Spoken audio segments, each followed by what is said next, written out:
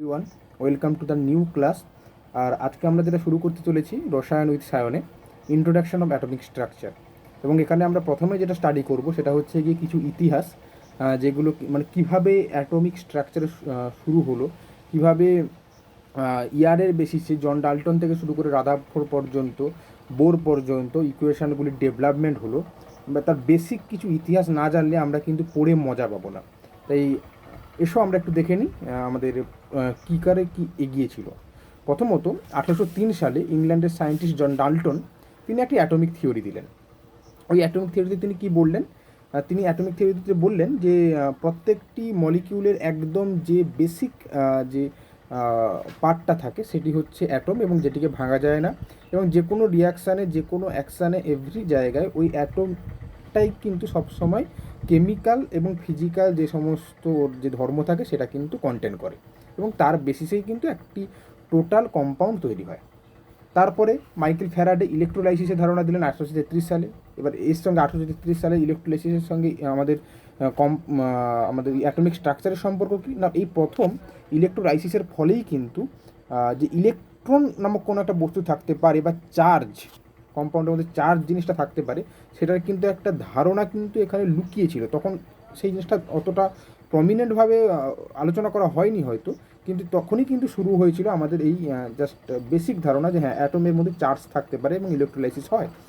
তারপরে জার্মানির scientist দিসলার and পুকার তারা কী করলেন? ক্যাথোড রে আবিষ্কার করলেন। তারা একটি এরকম টিউব নিলেন এবং এই টিউবে একদিকে আমরা হাই ভোল্টেজ অ্যাপ্লাই করলেন, এখানে প্লাস ভি দিলেন, একদিকে অ্যানোড একদিকে ক্যাথোড রাখলেন একটি কাঁচের টিউবে, এবং তারা হাই ভোল্টেজ অ্যাপ্লাই করতে দেখলেন ক্যাথোডের জায়গা থেকে যদি এটি ক্যাথোড হয়, যেটি ক্যাথোড সেটি নেগেটিভের সঙ্গে, তাহলে এই দিকটা ক্যাথোড, তাহলে ক্যাথোড থেকে অ্যানোডের দিকে কিছু স্ট্রেট লাইন, কিছু রে কিন্তু চলে যাচ্ছে, এবং সেগুলো কিন্তু তারা একটু চুজ করলেন যে ক্যাথোড রের কিছু ক্যারেক্টারিস্টিক, যেরকম তারা ইলেকট্রিক ফিল্ড বা ম্যাগনেটিক ফিল্ড দ্বারা তারা কিন্তু অ্যাট্রাক্টেড হয় বা অনেক কিছু জিনিসগুলো তারা কিন্তু সেখানে স্টাডি করলেন।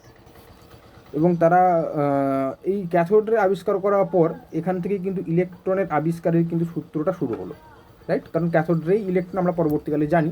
এবং 1876 সালে গোল্ডস্টেইন সায়েন্টিস্ট, উনিও জার্মানির, উনি কী করলেন? ফার্দার স্টাডি করলেন ওই ক্যাথোড রে নিয়ে, এবং সেখানে আরও অনেক কিছু অ্যাপ্লিকেশান তিনি দেখালেন।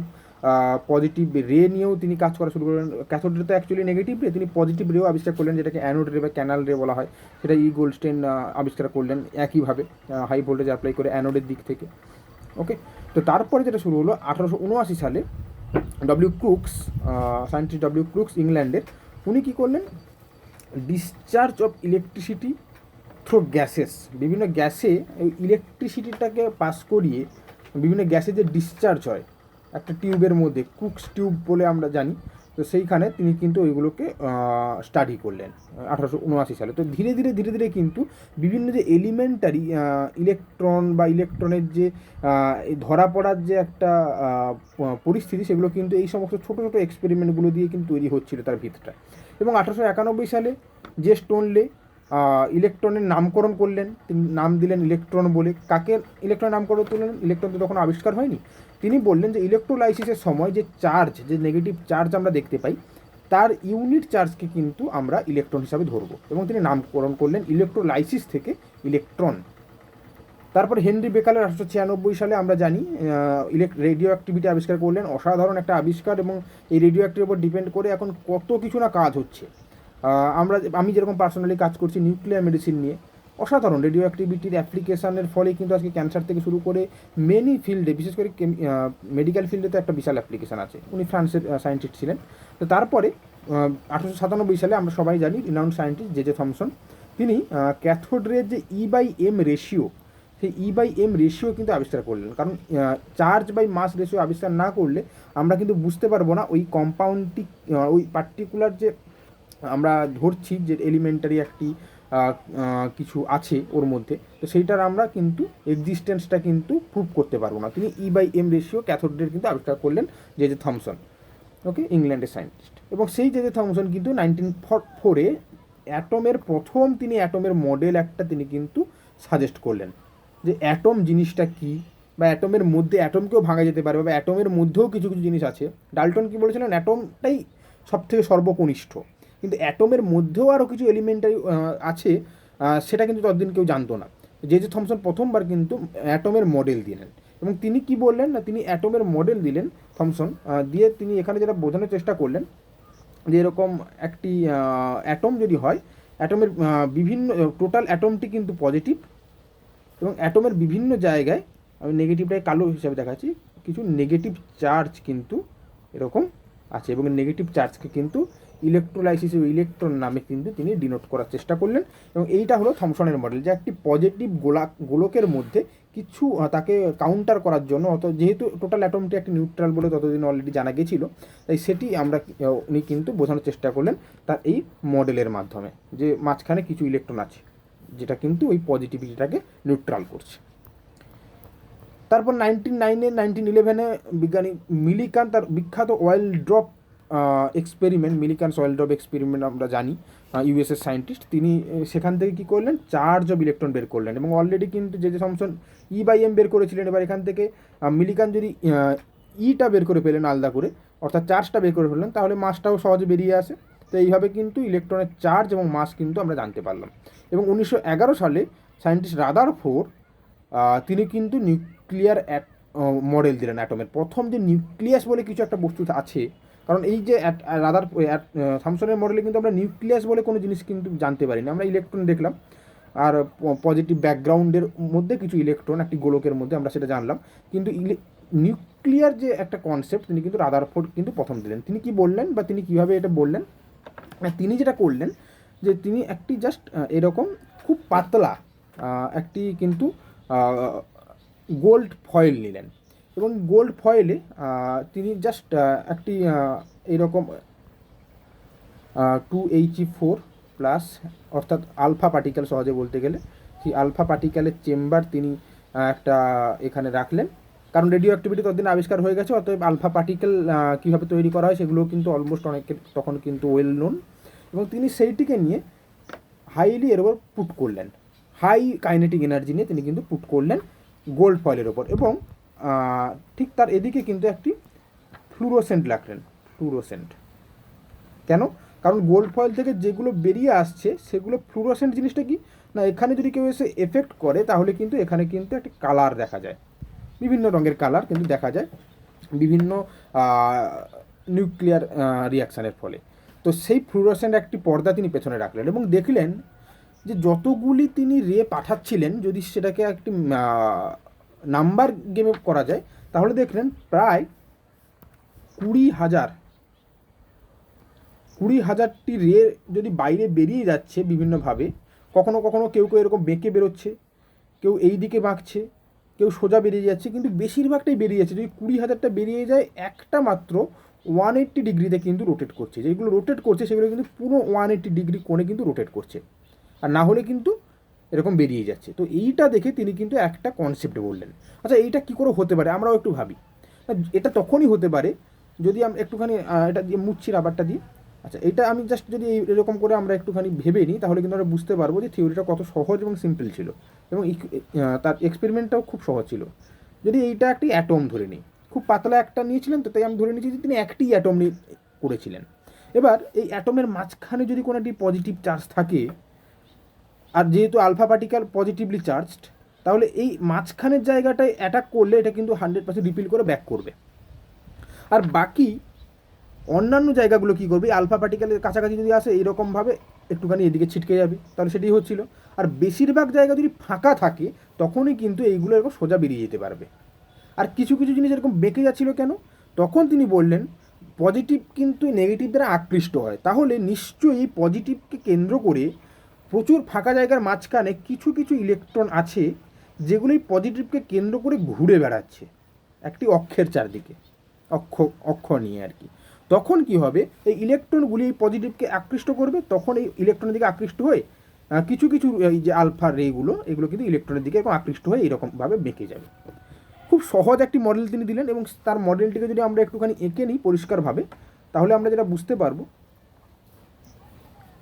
যে এইটা একটা যদি অক্ষ হয়, এই অক্ষে কিছু ইলেকট্রন আছে, কারণ ততদিনে ইলেকট্রন আবিষ্কার হয়েছিল। তো আমাদের কিন্তু এটা মনে রাখতে হবে, তখনও কিন্তু কোনো রকমের প্রোটন নিউট্রন কিচ্ছু আবিষ্কার হয়নি। এবং তিনি বললেন মাঝখানে একদম অতি ক্ষুদ্র জায়গায় তিনি বললেন যে যদি একটা ফুটবল মাঠ হয়, সেই ফুটবল মাঠের একদম কেন্দ্রবিন্দুতে ছোট্ট একটি মটর দানার মতো একটি নিউক্লিয়াস থাকে এবং এই ফুটবল মাঠটি হচ্ছে একটি অ্যাটম। তাহলে বুঝতে পারছি যে কী পরিমাণ ফাঁকা জায়গা অ্যাটমের মধ্যে আছে। এবং তিনি বললেন কি যে এই যে ইলেকট্রনগুলিকে কাউন্টার করার জন্য এখানে পজিটিভ কিছু একটা চার্জ আছে এবং সেই পজিটিভ চার্জকে তিনি বলেন Ze+। কারণ যদি এখানে 5টি ইলেকট্রন থাকে তাহলে জেডের মান কী হবে 5।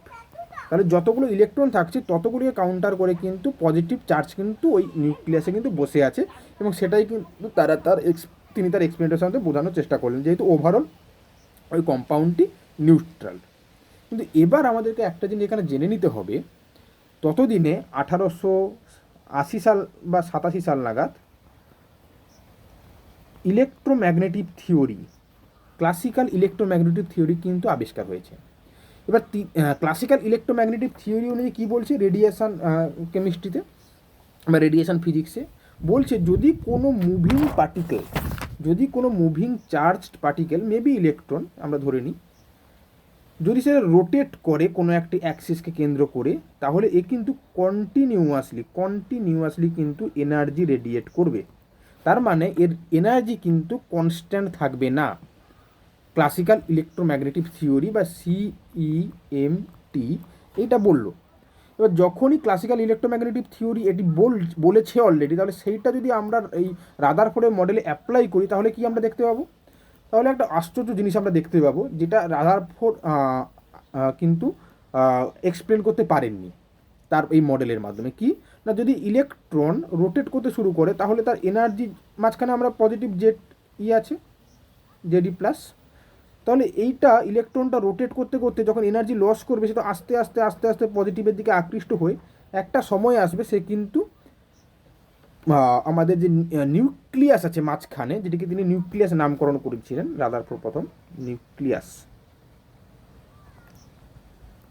তো সেই নিউক্লিয়াসের ওপর কিন্তু ইলেকট্রন এসে আপতিত হবে এবং নিউক্লিয়াসের উপর ইলেকট্রন এসে আপতিত হলে এটা হয়তো 10⁻⁻6 সেকেন্ড বা 10⁻⁹ সেকেন্ড অর্থাৎ ন্যানো সেকেন্ড বা মাইক্রো সেকেন্ডের মধ্যে এই জিনিসটা কিন্তু ঘটবে এবং তার ফলে আমরা খুব স্বাভাবিকভাবে বুঝতে পারছি ওই অ্যাটমটি স্টেবিলিটি কিন্তু রাদারফোর্ড তার মডেলের মাধ্যমে ব্যাখ্যা করতে পারলেন না। তার মানে ক্লাসিক্যাল হয়, তাহলে দুটো আমাদেরকে ভাবতে হবে যে হয় ক্লাসিক্যাল ইলেকট্রোম্যাগনেটিক থিওরি ঠিক অথবা রাদারফোর্ড মডেল ঠিক, দুটো একসঙ্গে ঠিক হতে পারে না।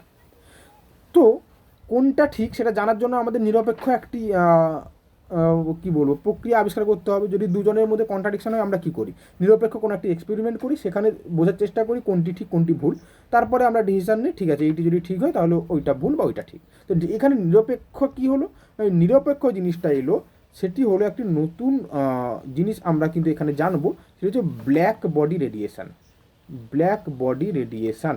এই ব্ল্যাক বডি জিনিসটা কি আমরা একটুখানি জেনে নেব। ব্ল্যাক বডি হচ্ছে এমন একটি বডি বা এমন একটি সিস্টেম, যে সিস্টেম সমস্ত রকমের এনার্জি অ্যাবজর্ব করতে পারে এবং সমস্ত রেঞ্জের এনার্জি ছাড়তেও পারে, যে অ্যাবজর্ব করে সে দিতেও পারে স্বাভাবিকভাবে। তো এই জিনিসটা কিন্তু আমরা একটুখানি দেখব যে ব্ল্যাক বডি রেডিয়েশান, সাপোজ আমরা এখানে উদাহরণস্বরূপ বলতে পারি একটি লোহাকে যদি গরম করি আমরা প্রচণ্ড উত্তপ্ত করি, তারপরে সেখান থেকে যে রেডিয়েট হচ্ছে যে এনার্জিটা সেইটাকে যদি আমরা একটুখানি চেষ্টা করি আইডেন্টিফাই করার যে যেটা রেডিয়েট হচ্ছে সেই রেডিয়েশানটা আমরা যদি একটু গ্রাফে প্লট করার চেষ্টা করি কী হবে না, রেডিয়েশানের ইন্টেন্সিটি প্রবাবলি লগ ফর্মে নিলে আমাদের ইকুয়েশানটা আরও সুবিধা হয়, ভার্সেস যদি আমরা ওয়েভ লেন্থ বা ল্যামডা যে রেডিয়েশানটা হচ্ছে সেই রেডিয়েশানটা যদি আমরা দেখি এবং প্র্যাকটিক্যালি যদি আমরা এটাকে গ্রাফ করি, তখনও তো থিওরি কিছু আবিষ্কার হয়নি ব্ল্যাক বডি রেডিয়েশনের, তো প্র্যাকটিক্যালি যদি আমরা দেখি তাহলে কিন্তু একটি গসিয়ান আমরা কিন্তু কার্ভ পাবো এবং এটা টেম্পারেচার T1-এ, T2 যদি হয় আমরা দেখতে পাবো আরেকটু হায়ার টেম্পারেচার, বা T3 হলে আরেকটু হায়ার টেম্পারেচারে T3, এবং এখানে T1 greater than T2 less than T1 less than T2 less than T3। তো এইভাবে কিন্তু আমরা একটা গসিয়ান স্ট্রাকচার দেখতে পাবো। তো এবার এই গসিয়ান স্ট্রাকচার আমরা দেখতে পাচ্ছি অ্যাকচুয়ালি এই যে আমরা এনার্জি রিলিজ করছে, এনার্জি আকারেই তো রিলিজ হচ্ছে জিনিসটা, তার মানে আমরা যদি একটুখানি ভাবি যে ক্লাসিক্যাল ইলেকট্রোম্যাগনেটিক থিওরিতে কী বলা হয়েছে, যে এনার্জি যে রেডিয়েশন হবে এটা কন্টিনিউয়াস এনার্জি রেডিয়েশন হবে, কন্টিনিউয়াস, রাইট? তাহলে এই কন্টিনিউয়াস এনার্জি রেডিয়েশনের থিওরির যে পার্ট আছে, সেই থিওরিটাকে যদি আমরা অ্যাপ্লাই করি এবং সেটা যদি আমরা ব্ল্যাক বডি রেডিয়েশনের একটা ইকুয়েশন আমরা ডিরাইভ করি এবং সেইটা আমরা যদি একটুখানি চেক করি যে সেইটা এই এক্সপেরিমেন্টাল ব্ল্যাক বডি রেডিয়েশনকে ম্যাচ করছে কিনা, যদি ম্যাচ করে দেয় তাহলে আমরা কী বুঝবো, ক্লাসিক্যাল ইলেকট্রোম্যাগনেটিক থিওরির তত্ত্ব ঠিক, কনসিস্টেন্টলি এনার্জি এরকম রিলিজ হয় এবং তার ফলে কিন্তু রাদারফোর্ড মডেল ভুল। তো সেইটা যদি আমরা একটুখানি চেক করি, আমরা দেখতে হবে একটা ইকুয়েশন, আমরা একটু ইকুয়েশনটা লিখে নিচ্ছি।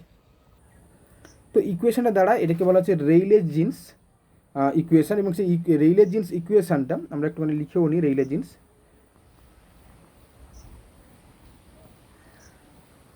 এই রেইলে বিজ্ঞানী সায়েন্টিস্ট রেইলে জিন্স এই ইকুয়েশনটা আবিষ্কার করলেন কি অ্যাজিউম করে, যে এনার্জি কন্টিনিউয়াসলি ব্ল্যাক বডি থেকে রিলিজ হচ্ছে। তখন দেখা গেল এই যে ইকুয়েশনটা দাঁড়ালো, এই ইকুয়েশনটা এই যে ব্ল্যাক বডি রেডিয়েশন, এই ব্ল্যাক বডি, বাকিগুলো আমরা মুছে দিই, T2 T3 T1টা রাখি।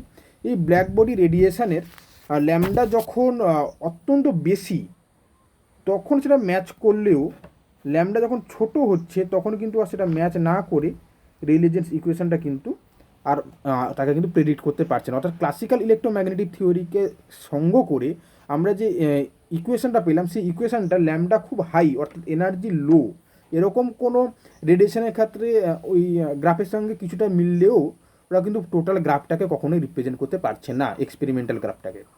তো সেক্ষেত্রে আরও একটা ইকুয়েশান ক্লাসিক্যাল থেকে এলো, সেটা হচ্ছে ওয়াইন ইকুয়েশান। সেই ওয়াইন ইকুয়েশানে কী বলা হলো, সেখানে বলা হলো যে ল্যামডা ম্যাক্স, তিনি ল্যামডা ম্যাক্স নিয়ে ইকুয়েশান করলেন, lambda max into T equal to constant.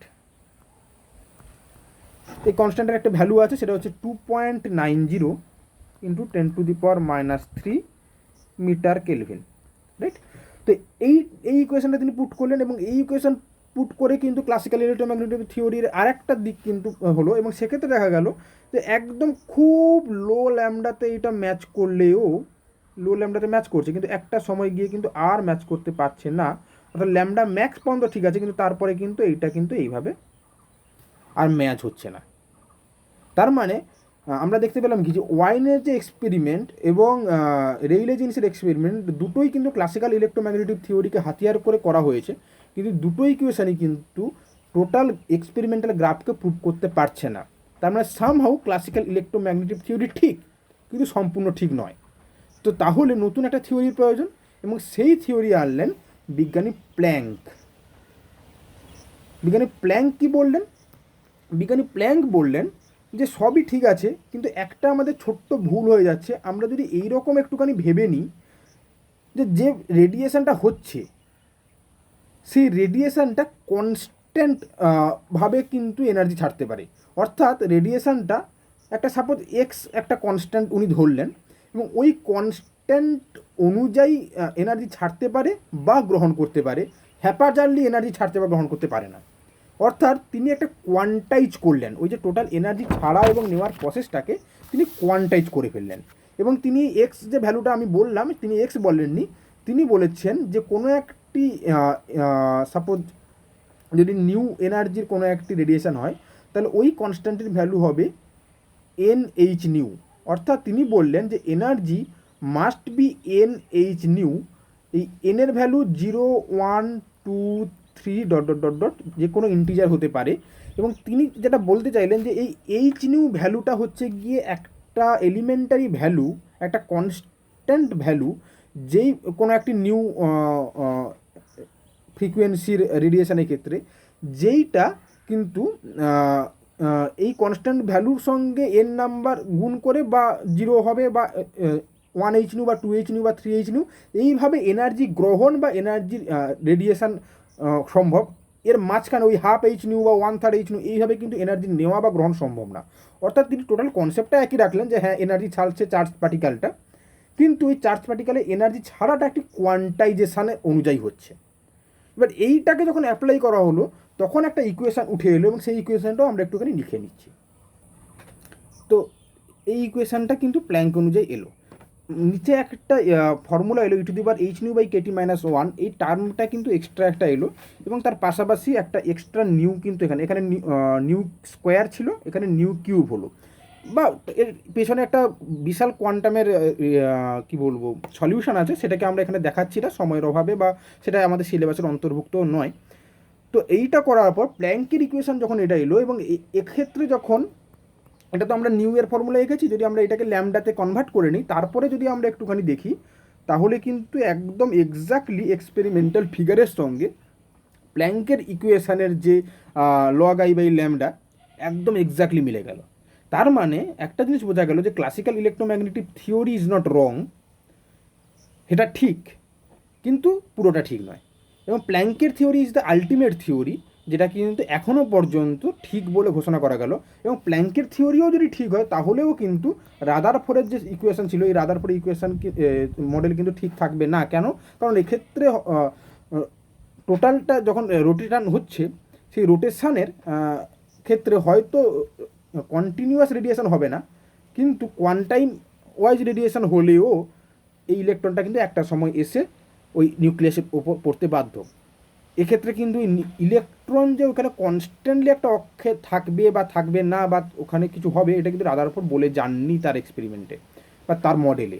তো সেই ক্ষেত্রে কিন্তু রাদারফোর্ডের মডেলের কিছু ভুলভ্রান্তি থেকেই গেল, এবং তার জন্য কিন্তু পরবর্তীকালে যেটি এলো সেটা হচ্ছে বোরের থিওরি, সেটা আমরা জানবো। কিন্তু বোরের থিওরি জানার আগে আমাদের আরও একটা জিনিস জেনে নিতে হবে। বোরের থিওরি আমরা পরের ক্লাসে জানবো, সেটা হচ্ছে স্পেকট্রাম।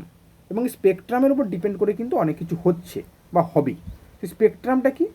আমরা জানি কোনো একটা হোয়াইট লাইটকে যদি এইভাবে পুট করা হয় কোনো একটি লেন্সের ওপর, এবং এই লেন্সটি যদি প্রিজমের ওপর অ্যালাইন করা হয় বা প্রজেক্ট করা হয়, তখন ওই আলো থেকে ওই হোয়াইট লাইট থেকে কিন্তু এখানে ব্ল্যাক লাইট আমরা বাধ্য হয়ে আঁকতে পেরেছি, কারণ হোয়াইট আঁকাটা সম্ভব নয়। কিন্তু সেই হোয়াইট লাইট কিন্তু অসাধারণভাবে 7টি রঙে ভেঙে যায়, এবং সেটা আমরা জানি কি VIBGR,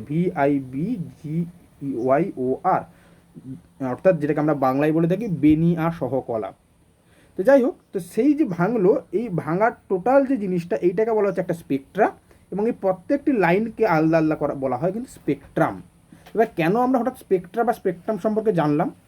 তার কারণ হচ্ছে গিয়ে তদানীন্তন সময় সেই মুহূর্তে কিন্তু যেরকম রাদারফোর্ডের মডেল একটা ব্যাখ্যা হচ্ছিল, তখন কিন্তু অলরেডি আরও কিছু অ্যাডভান্স স্পেকট্রাম মেথড কিন্তু অলরেডি চলে এসেছিল, যেটা ওই যে একটা সাপোজ কোনো একটি কম্পাউন্ড থেকে একটা যে হাইড্রোজেন যে ইলেকট্রন যে দিচ্ছে, ইলেকট্রন যে কন্টিনিউয়াস দিচ্ছে, সাপোজ আমি যদি একটা হাইড্রোজেন অ্যাটমের কথা ভাবি, এবার রাদারফোর্ডের থিওরি অনুযায়ী একটা মাঝখানে একটা নিউক্লিয়াস থাকবে এবং তার চারদিকে ইলেকট্রন রোটেট করবে, কিন্তু সেটা তো আমরা বুঝতে পারলাম যে একটা সময় ইলেকট্রন এসে কিন্তু আপতিত হবে নিউক্লিয়াসের ওপর এনার্জি রিলিজ করে, সেজন্য বোঝাটা ভুল। কিন্তু সেটা ভুল যদি হয় তাহলে ঠিক আমাদের বের করতে হবে, তাহলে ঠিকটা কোনটা সেটা জানার জন্য, বা এই যে রেডিয়েশনটা এখানে বেরোয় সেটা কন্টিনিউয়াস নাকি ডিসক্রিট সেটা জানার জন্য আমাদেরকে কিছু তখন অত্যন্ত কিছু গুরুত্বপূর্ণ স্পেকট্রাল মেথড কিন্তু বেরিয়ে এলো। এবং সেইগুলো দিয়ে যখন করা হলো, মানে হাইড্রোজেন অ্যাটমের যখন স্পেকট্রাল অ্যানালিসিস করা হলো, তখন আমরা যেটা পেলাম সেটা কিন্তু আমাদেরকে অনেকটা স্যাটিসফ্যাকশান দিল। কেন স্যাটিসফ্যাকশান দিল? আচ্ছা, সেটা দিল তো অবশ্যই, তার আগে আমরা একটুখানি জেনে নিই যে কন্টিনিউয়াস স্পেকট্রাম বা লাইন স্পেকট্রাম এবং ডিসকন্টিনিউয়াস স্পেকট্রামের মধ্যে পার্থক্যটা কী, সেটা আমরা একটুখানি এখানে বুঝে নিই। কন্টিনিউয়াস স্পেকট্রাম বলতে বলা হচ্ছে না, যখন কোনো একটা স্পেকট্রামে কোনো খাঁজ থাকে না, অর্থাৎ যে কোনো পয়েন্টে কিন্তু আমি কোনো না কোনো রেডিয়েশানের একটা কিন্তু মান পাবো। এমন কোনো পয়েন্ট নেই যেখানে কিন্তু আমি জিরো ভ্যালু পাচ্ছি, অর্থাৎ শুরু থেকে শেষ পর্যন্ত প্রত্যেকটা পজিশনে আমি কিছু না কিছু ভ্যালু পাবো। ঠিক আছে?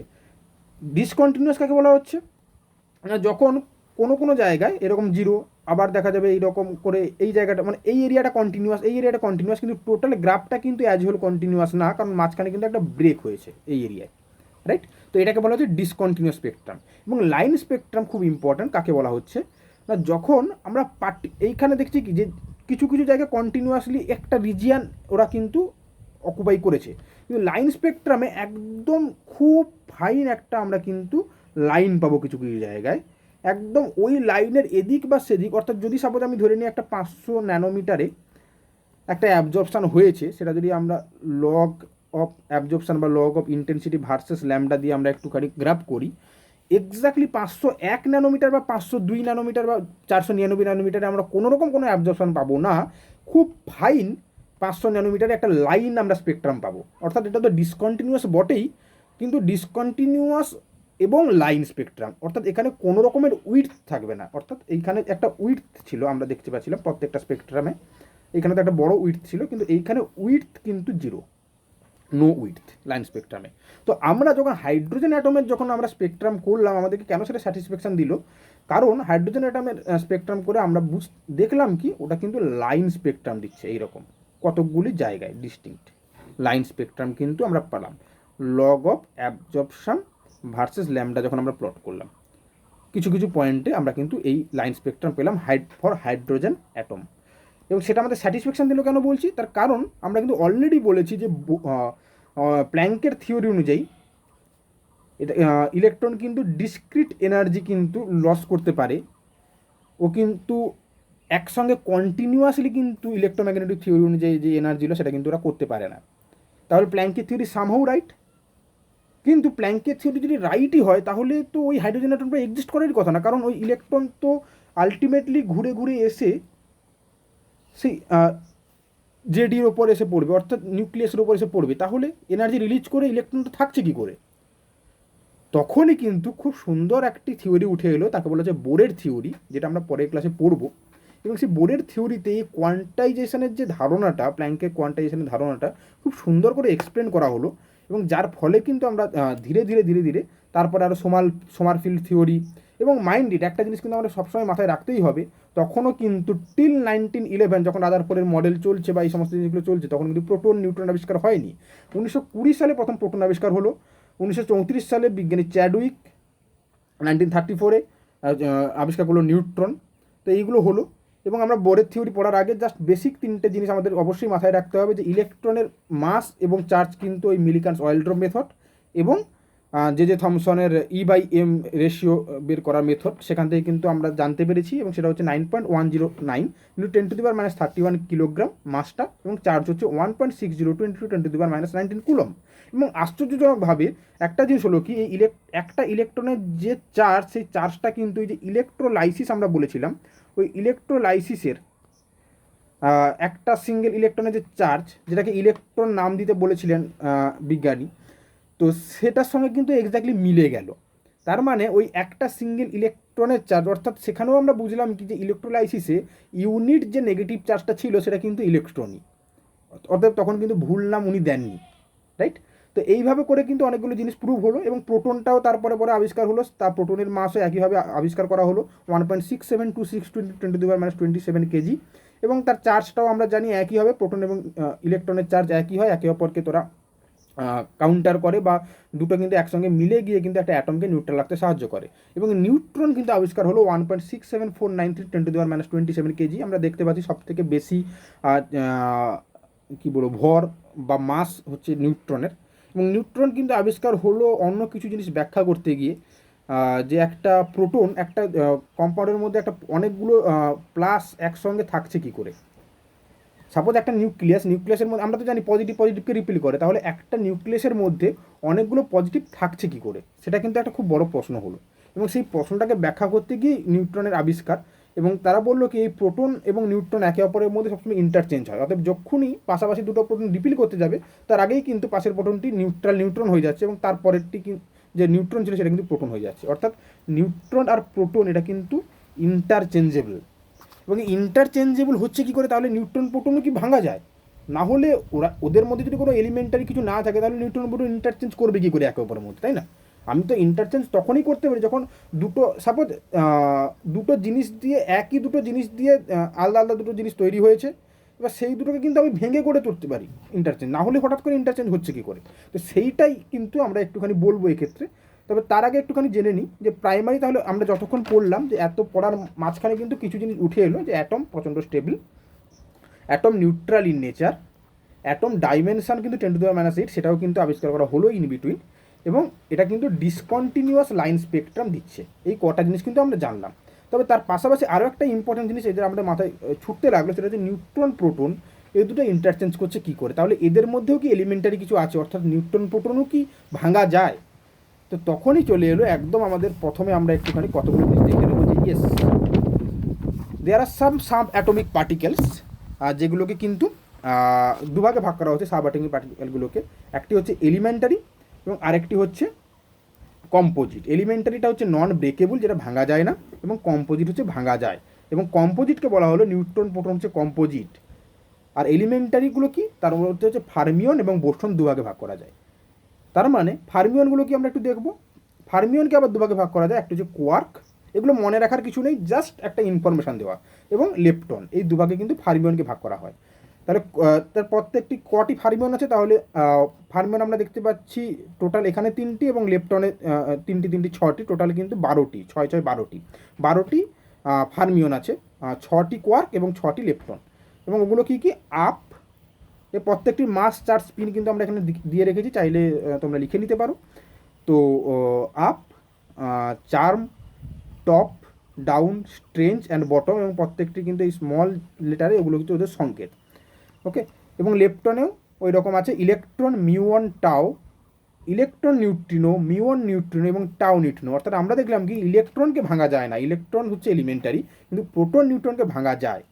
এই আর আমরা প্রত্যেকে একটা জিনিস দেখছি কি, এখানে এনার্জিটাকে আমরা কিন্তু 2.7, যাই হোক আমরা কিন্তু ইলেকট্রোভোল্ট পার সি স্কোয়ার লিখছি। এখানে সিটা কি সেটা একটুখানি লিখে দিয়েছি এখানে, = mc² আমরা জানি। তাহলে এম এর ইউনিট যদি আমরা লিখি তাহলে কি হবে, ইলেকট্রন ভোল্ট এনার্জির ইউনিট, এবং সি স্কোয়ার, অর্থাৎ এখানে সি হচ্ছে গিয়ে E/c² হবে, এবং সি হচ্ছে গিয়ে আমাদের যে একটা লাইটের ভেলোসিটি, রাইট। তাহলে একটা প্রোটন কি দিয়ে তৈরি হয় না, দুটো আপ, অর্থাৎ দুটো কোয়ার্ক দিয়ে তৈরি হয়। তার মধ্যে কোয়ার্কের দুটো আপ এবং একটা ডাউন, অর্থাৎ 3টে এলিমেন্টারি কোয়ার্ক দিয়ে কিন্তু একটি প্রোটন তৈরি হচ্ছে। আবার নিউট্রন কি তৈরি হয়, দুটো ডাউন দিয়ে এবং একটি আপ দিয়ে। আমরা ওপরেই দেখিয়েছি ডাউন এবং আপের সংকেত, মাস, চার্জ, স্পিন সব কিছু দেখিয়েছি। তাই সেই কারণে প্রোটন এবং নিউট্রন কিন্তু একেবারের মধ্যে ইন্টারচেঞ্জ করতে পারে। প্রোটন আর নিউট্রন আর composite of those 2 elementary particles, right. তো এইভাবে, এবং বোসনও আছে, আমরা তো জানলাম এগুলো ফার্মিয়ন সম্পর্কে। বোসনও আছে আলাদা করে, এইখানে আমরা দেখতে পাচ্ছি গ্লুয়ন, ওপরে এটা হচ্ছে মাস, একদম উপরে হচ্ছে মাস, তারপরে হচ্ছে চার্জ, তারপরে হচ্ছে স্পিন, মাস, চার্জ, স্পিন। তাহলে আমরা দেখতে পাচ্ছি যে gluon, photon, Z boson, W boson, Higgs. এখানে যে ফোটনটি, এই ফোটনটি হলো গিয়ে ওই যে আমরা বলছিলাম যে প্ল্যাঙ্কের এইচ নিউ, এইটা হচ্ছে ফোটন। ওই এইচ নিউ এনার্জিযুক্ত যে প্যাকেট ওয়াইজ যে এনার্জি রিলিজ হয়, এলিমেন্টারি রিলিজ হয়, তাকে বলা হচ্ছে ফোটন। এবং আমরা খুব গর্ব করে বলি এই বোসনটা কিন্তু নামকরণ হয়েছে সায়েন্টিস্ট সত্যেন্দ্রনাথ বোস, আমাদের বাঙালি, ওনার নামে কিন্তু এই 6টি কণা আছে, gluon, photon, Z boson, W boson and Higgs. এগুলোকে প্রত্যেকটি কিন্তু বোসনস বলা হয়। তো we are proud of being a Bengali, আমরা বাংলা সত্যি গর্বিত, বাঙালি হয়ে গর্বিত। এবং এই ফার্মিয়ন বোসনের মধ্যে পার্থক্য কি, ফার্মিয়নের স্পিনগুলো হাফ হয়, বোসনের স্পিন হয় +1। ফার্মিয়ন পাউলি এক্সক্লুশন প্রিন্সিপাল, যেটা আমরা পরে পড়বো, সেটাকে ফলো করে, বোসন কিন্তু এগুলো ফলো করে না। এবং ফার্মিয়ন লেপটন এবং কোয়ার্কে দুভাগে ভাগ করা যায়, বোসনকে কোনো আগে ভাগ করা যায় না। ফার্মিয়ন ক্যান নট কোএক্সিস্ট, একসঙ্গে দুটো ফার্মিয়ন একসঙ্গে একই জায়গায় একই সময় একই স্টেটে থাকতে পারে না, কিন্তু বোসন কিন্তু পারে। ওকে, তো এই ছিল আমাদের আজকের অ্যাটমিক স্ট্রাকচারের ইতিহাস এবং বেসিক কিছু আলোচনা। পরের দিন থেকে কিন্তু আমরা একদম কোর সিলেবাসে ঢুকে যাব। তো থ্যাংক ইউ প্রত্যেককে এতক্ষণ মন দিয়ে শোনার জন্য। আশা করি ভালো লেগেছে। তো যদি ভালো লেগে থাকে লাইক, শেয়ার অ্যান্ড সাবস্ক্রাইব, এবং বাড়িতে আছে সুস্থ থাকুন, স্বাভাবিক থাকুন, এবং ভালো ফ্রুটস খান, হেলদি থাকুন, স্টে হেলদি, স্টে সেফ। আবার দেখা হচ্ছে পরের ক্লাসে। Thank you.